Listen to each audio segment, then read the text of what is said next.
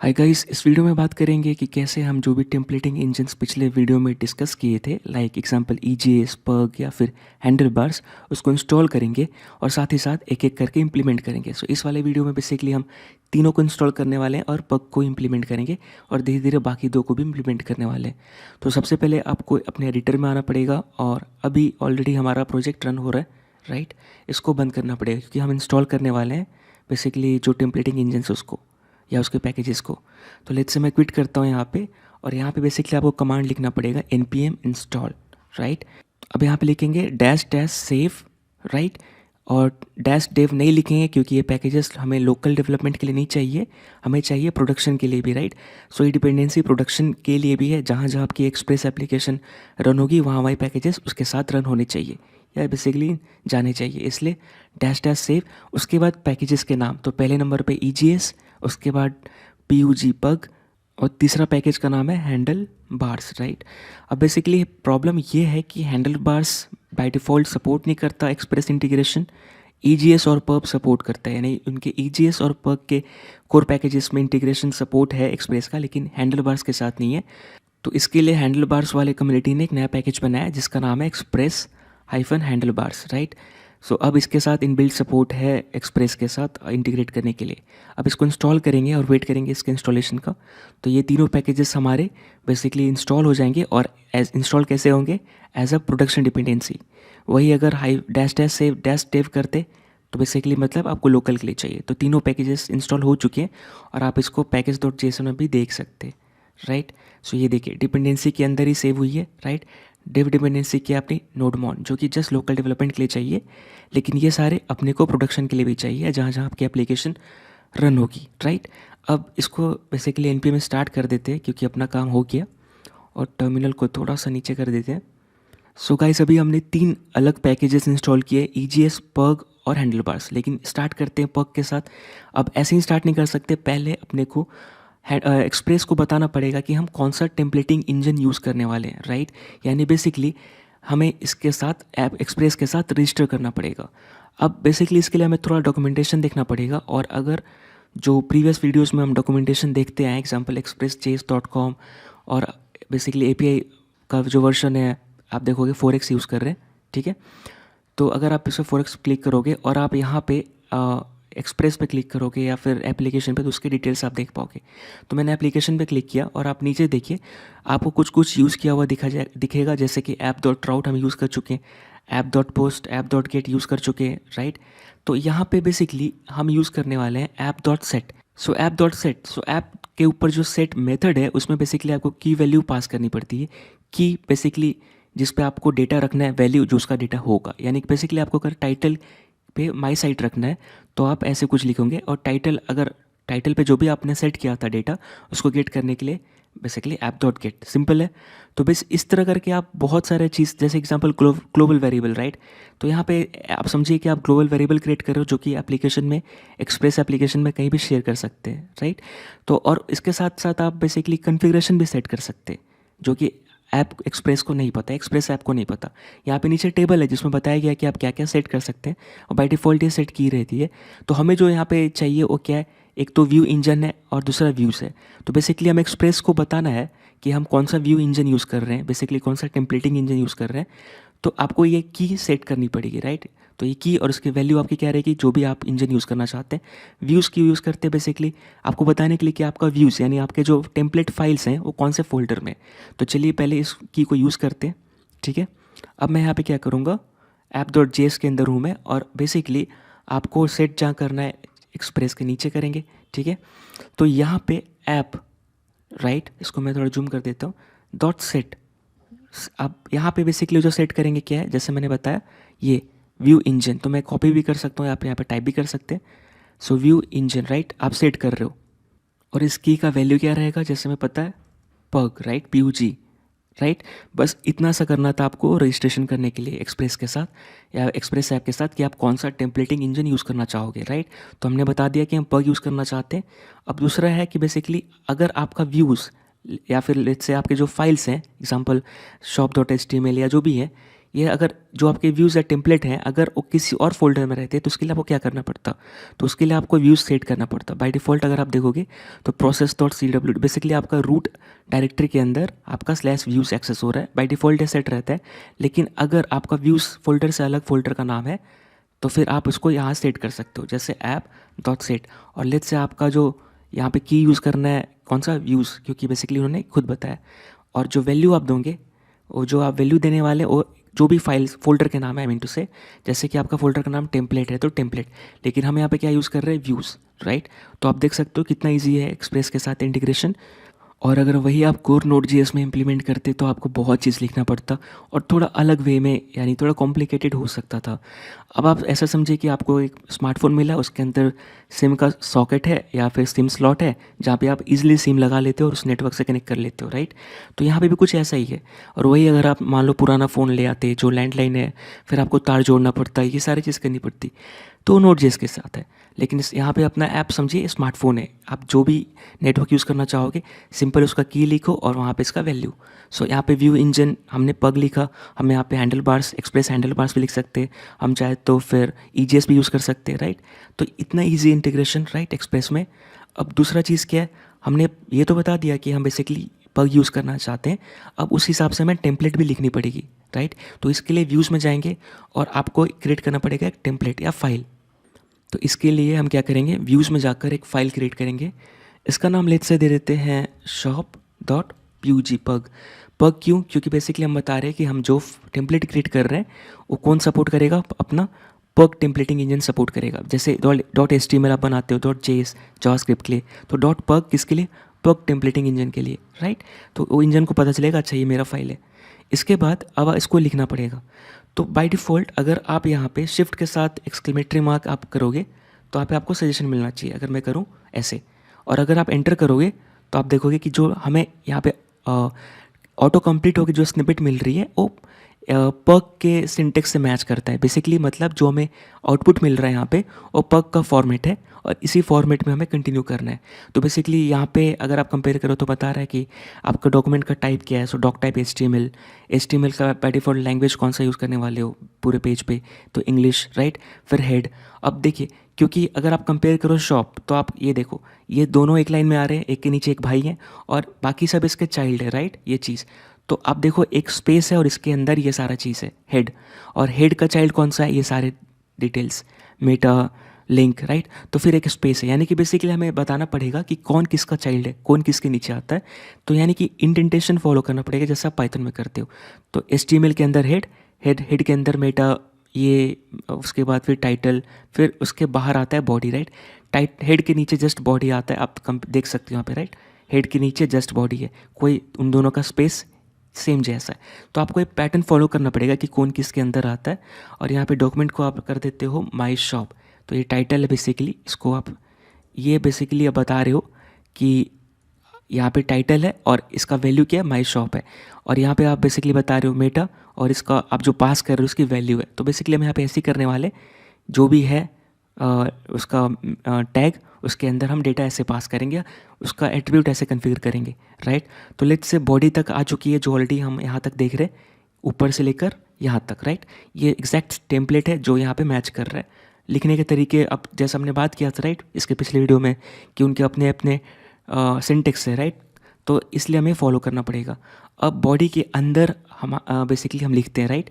आप देख सकते हो कि अब बॉडी के अंदर ये सारी चीज़ें, राइट, यहाँ पे स्पेस दिया हुआ है इसके जस्ट नीचे, इसका मतलब कि बॉडी की चाइल्ड है ये सब। तो अब इसको हम यहाँ पे एंटर करेंगे और आप यहाँ पे स्पेस दे दो कि आप बता रहे हो कि जो आप लिखने वाले हो बॉडी के अंदर लिखोगे। अब अगर आप यहाँ पे मेन हेडर ऐसे लिखोगे, ठीक है, और आप टैब कर दोगे तो बाय डिफ़ॉल्ट कुछ हुआ नहीं, लेकिन इसका कहने का मतलब ये है कि आप ये क्लास यूज़ करना चाहते हो, राइट, ये चीज़, तो मेन हेडर, राइट। लेकिन इसको बताना पड़ेगा किस पे यूज़ करना है, हेडर पे। तो इसके जस्ट आगे हम लिख देंगे header, right. So header dot main header basically कैसा बन जाएगा, कुछ ऐसा दिखेगा आपका, इस तरह का एलिमेंट रेडी हो जाएगा, राइट। इसके जस्ट नीचे, क्योंकि अब हेडर के अंदर हम पहुँच रहे हैं, राइट। तो आप देखो हेडर के नीचे एक स्पेस है, यानी कि बताया जा रहा है कि हेडर के अंदर ये चीज़ कवर होता है, राइट, ये उसका चाइल्ड है। तो आप बेसिकली जब इसके नीचे आएंगे और आपको स्पेस देना है और यहाँ पे आप लिख सकते हो nav डॉट मेन जो भी आपका क्लास है, यहाँ से क्लास देख लेते हैं, तो main header nav, right. So main header hyphen nav ये आपका क्लास है, राइट। सो ये कैसा बन जाएगा, कुछ ऐसा बन जाएगा, नैव एलिमेंट और उसके क्लास ये अटैच हो जाएंगे, राइट। अब नेक्स्ट क्या है, नैव के अंदर यूएल है और यूएल के अंदर एल, तो आपको सेम स्पेसिंग फॉलो करनी है। बेसिकली आपको इंडेंट फॉलो करना है या इंडेंटेशन यहाँ पे कंप्लीट होनी चाहिए ताकि इसको पता चले कौन किसके अंदर है। तो यूएल, राइट, इसके अंदर अपना मेन क्लास का नाम देख सकते हैं, आप कॉपी पेस्ट कर सकते हैं। सो क्लास का नाम है main header item list, right. इसको उठाया और यूएल के बाद आप यहाँ पे पेस्ट कर सकते हैं, राइट। इसके बाद क्या अपना एल और इसके एल एलिमेंट के अंदर है, सॉरी क्लास है मेन हेडर आइटम और एल एलिमेंट के अंदर एंकर टैग है। तो पहले एल यूज़ करते हैं और इसके ऊपर ये क्लास अटैच करेंगे मेन हेडर आइटम, राइट। तो एंटर, उसके बाद स्पेस देना है L dot main header item, right. तो लिस्ट के अंदर आइटम होते हैं तो इसलिए हमने क्लास का नाम भी वैसा रखा है, राइट। अब इसके अंदर हो गया, अब ये बन गया L with main header item. इसके अंदर आता है एंकर टैग, अगर मैं हिट करूँ नेक्स्ट लाइन में तो आप देखिए इसके अंदर आता है। तो अपने को ये यूज़ करना है, तो मैं क्या करूँगा यहाँ पे नेक्स्ट लाइन और फिर स्पेस देंगे एंकर और मैं ऑटो कंप्लीट कर दूंगा, यानी कि टैब दबा दूंगा ए लिखने के बाद। आपको क्या करना है, ए लिखना है, ऑटो कंप्लीट का ऑप्शन आ जाएगा, ए उसके बाद टैब आ गया। अब बेसिकली इस ब्रैकेट के अंदर प्रोवाइड करना है इसका रेफरेंस, तो हमने यहाँ पे प्रोवाइड कर दिया हाइपर रेफरेंस जो होना चाहिए इसका, राइट। इसके बाद बेसिकली आप देखो इस पर क्लास भी है ना, क्लास है क्या, नहीं है, इस पर कोई क्लास नहीं है, अच्छी बात है। लेकिन इसकी वैल्यू है ऐड प्रोडक्ट, राइट। यानी कि ये इसके बीच में ऐसे लिखा जाता है, लेकिन यहाँ पे आप कैसे लिखोगे, जैसे हम लिखते हैं ऊपर, राइट। सो टाइटल के बाद आपने लिखा इसका वैल्यू, तो क्या बन गया टाइटल टैग, उसके अंदर वैल्यू बन गया, राइट। तो इसी तरह आप इसको भी करोगे, इसके बाद लिखोगे तो आप इसके जस्ट बाद क्या लिख दोगे, जो भी है एग्जाम्पल ऐड प्रोडक्ट, राइट। यही हमारा टेक्स्ट है यहाँ पे। तो ये कंप्लीट हो गया। अब ये बन चुका है हमारा basically nav with UL list, उसके अंदर एंकर्स टैग रहेंगे, यानी कि बेसिकली हमने हेडर कंप्लीट कर लिया है, यानी यहाँ से यहाँ तक पार्ट कंप्लीट हो गया अपना, ठीक है। कहाँ से, हेडर से यहाँ तक, राइट, क्लोजिंग टैग तक। ये हम बाद में भी कर सकते हैं, लेकिन अभी के लिए हम देखेंगे कि ये काम कर रहा है कि नहीं, राइट। तो अब अगर आप यहाँ पे जाओगे अपने एप्लीकेशन पे, तो बेसिकली ये काम नहीं करेगा एज इट इज़। अगर मैं शॉप पे जाऊँ, ठीक है, ये एज इट इज़ काम नहीं करेगा, क्योंकि आप देख सकते हो जो रिस्पॉन्स मिल रही है ऐप डॉट यूज़ में, बेसिकली हमें ऐप डॉट यूज़ में नहीं, हमें जाना है बेसिकली ऐप डॉट यूज़ कह रहा, सॉरी, ऐप डॉट जेएस में आकर देखोगे तो हमने क्या देखा है कि हमने राउट्स को आउटसोर्स किया, राइट। आउटसोर्स मतलब दूसरे फाइल में भेजा और उसको यहाँ पे यूज़ कर रहे हैं। तो बेसिकली शॉप में हमने किया, राइट। तो शॉप राउट्स में जाते हैं, आपको इसके लिए राउट्स में जाना पड़ेगा, शॉप डॉट जेएस में जाना पड़ेगा, यहाँ अपने राउट्स है। अब यहाँ पे आप क्या यूज़ कर रहे हो, सेंड फाइल, राइट, और यहाँ पे आप भेज दे रहे हो शॉप डॉट एचटीएमएल। तो अब क्योंकि आप टेम्पलेटिंग इंजन यूज़ कर रहे हो पग, और आपने उसके लिए टेम्पलेट बना दिया, लेकिन आप भेज क्या रहे हो, shop dot JS, right, sorry shop dot HTML. कहाँ पे, शॉप डॉट जेएस जो अपना राउटिंग फाइल है यहाँ पे। तो कभी कभी मेरा माउस काम नहीं करता, मेरा मतलब क्या कंप्यूटर का, आप समझ रहे हैं। तो यहाँ पे सेंड फाइल अब यूज़ नहीं करेंगे और ना ही हम व्यू पाथ यूज़ करेंगे, क्योंकि ऑलरेडी इसको पता है पब को कि कहाँ पे क्या लिखा हुआ है। क्योंकि हमने जैसे तुरंत अभी आपने देखा कि हमने यहाँ पे ऐप डॉट सेट व्यूज़ किया है, राइट, और बाय डिफ़ॉल्ट भी व्यूज़ फोल्डर में ही सेट रहता है इसका पाथ, राइट, कि कहाँ पे आपके टेम्पलेट मिलेंगे। तो यहाँ पे हमें क्या करना है, शॉप डॉट जेएस जो राउट है अपना, इसके अंदर आना है, सेंड फाइल यूज़ ना करके हमें रेंडर यूज़ करना है, क्योंकि अपने को टेम्पलेट को रेंडर करना है, ठीक है। रेंडर मतलब क्या, इसको रीड करो और इसको ट्रांसलेट करो, ठीक है। जैसे कि अपना नॉर्मल आप HTML लिखते हैं और फिर ब्राउज़र उसको रेंडर करके दिखाता है, राइट। तो अब वही चीज़ अपने को शॉप डॉट जेएस में करना है। अब रेंडर में आपको बस फाइल का नाम बताना है कि कौन सा फाइल रेंडर करना है, और एक्सप्रेस जेएस को पता चल जाएगा या अपनी एक्सप्रेस ऐप को कि कौन सा फाइल उठाना है, क्योंकि ऑलरेडी हमने देखा, हमने यहाँ पे इसको रजिस्टर किया है, राइट। यहाँ पे व्यूज़ तो हमने लिखा है, ये ऑप्शनल है। अगर आपका व्यूज़ से अलग फोल्डर है तो आप बेसिकली इसको लिख सकते हो, हमारा सेम है, बस दिखाने के लिए हमने लिखा कि ऐसा लिखा जा सकता है। तो सब कुछ पता है एक्सप्रेस को कि कहाँ पे कौन सा फाइल है, किसको उठाना है। तो आप डायरेक्टली शॉप डॉट जेएस जो अपना राउट फाइल है, इसके अंदर जाकर आप सीधा शॉप लिख सकते हो, डॉट पीयूजी लिखने की ज़रूरत नहीं, क्योंकि ऑलरेडी सब कुछ पता है कि टेम्पलेटिंग इंजन कौन सा है, किस तरह का फाइल बनेगा, कौन सा फाइल का एक्सटेंशन है। तो बाय डिफ़ॉल्ट ये जाएगा व्यूज़ के अंदर, व्यूज़ के अंदर जो भी शॉप मिलेगा राइट, जिसका एक्सटेंशन PUG है उसको उठा के रेंडर कर देगा टेम्पलेटिंग इंजन राइट। तो अब पता है कि आपको जैसे कि जावास्क्रिप्ट के लिए हम .js यूज़ करते हैं और PHP के लिए .php, तो वैसे ही हम यहाँ पे पग के लिए .pug यूज़ कर रहे हैं। बाय डिफ़ॉल्ट ये स्कैन करके निकाल लेगा कि कौन सा फाइल का नाम है राइट। तो इतना करने के बाद सेव करेंगे और देखते हैं कि हमने जो भी लिखा वो काम कर रहा है कि नहीं। तो अब मैं रिफ़्रेश करूँगा तो मुझे दिखेगा ऐड प्रोडक्ट, और इसका रीज़न क्या है, इसका मतलब कि हमारा CSS नहीं चल रहा है। इसको कंफर्म कर सकते हैं क्योंकि ऐड प्रोडक्ट आ रहा है यहाँ पे और हमारे पग फाइल में बेसिकली ऐड प्रोडक्ट लिखा हुआ है। और अगर हम Ctrl+U करके देखेंगे तो आपको दिखेगा बेसिकली कि एक्जैक्टली जैसा HTML दिखता है वैसे यहाँ पे भी दिख रहा है, यानी कि कुछ भी चेंजेस नहीं है। यानी लिखने का तरीका अलग है, टेम्पलेटिंग इंजन उसको चेंज करके HTML में ट्रांसलेट कर दे रहा है राइट, ऑन द फ्लाई या तुरंत, इसमें बिल्कुल टाइम नहीं लग रहा। अब यहाँ पे प्रॉब्लम क्या है, अगर आप देखोगे तो हमारे हेडर में CSS फाइल नहीं है राइट, जो कि होता था राइट। तो इसको भी ऐड कर देते हैं यहाँ पे, ये देखिए राइट, तो अपनी CSS फाइल है। अगर हम बात करें shop.css तो इसको हमें यहाँ पे लिखना पड़ेगा, और एक मिसिंग है जो कि है product.css राइट।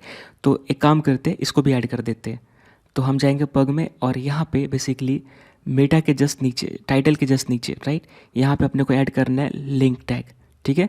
और जैसे ही आप टैब करेंगे तो ऐसे कुछ बन जाएगा राइट। तो रेल स्टाइल शीट और HREF में आपको देना है उसका रेफरेंस या उसका एड्रेस, तो मैं दे रहा shop.css।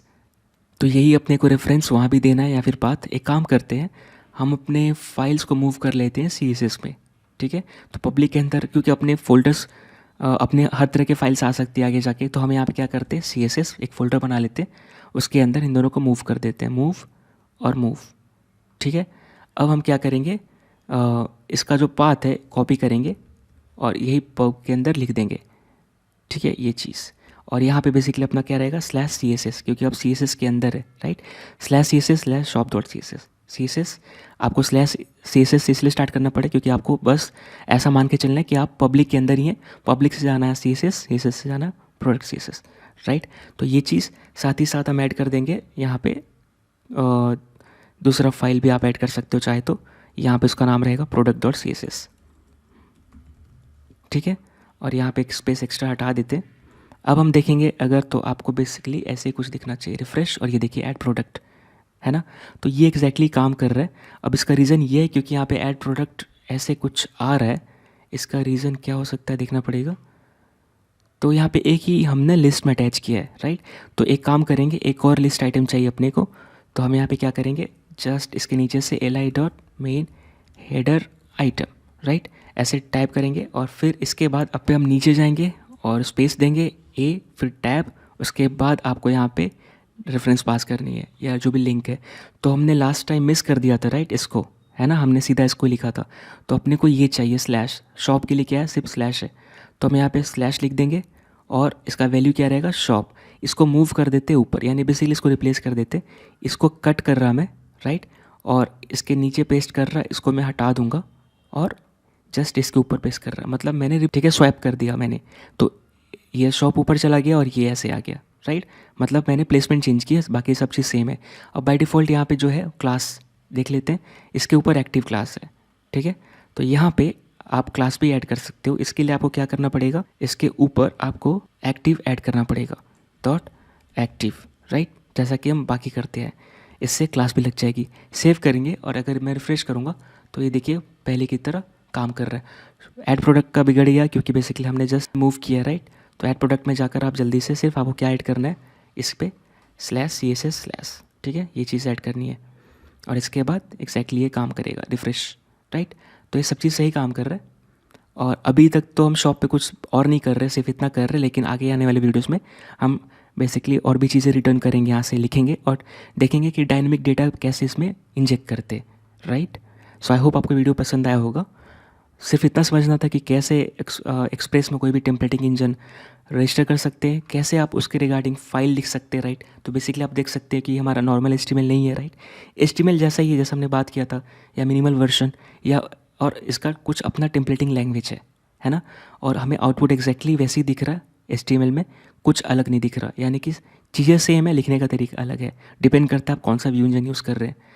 तो आई होप आपको ये समझ में आया वीडियो। मिलते हैं अगली वीडियो में, तब तक के लिए थैंक यू सो मच।